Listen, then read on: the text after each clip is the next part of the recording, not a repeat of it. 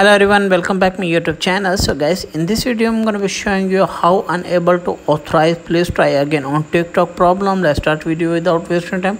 First of all, open your TikTok, and from here you tap on profile icon and tap on three lines and tap on setting and privacy.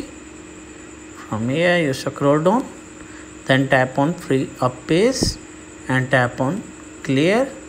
Tap on again clear and tap on clear cache and tap on again clear, and after that check whether the problem has been fixed or not. If the problem is not fixed, then go back and scroll down, then tap on report a problem.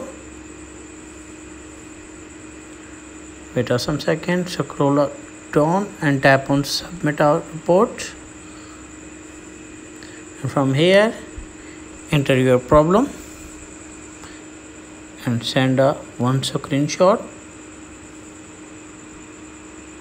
and tap on confirm, and after that tap on submit.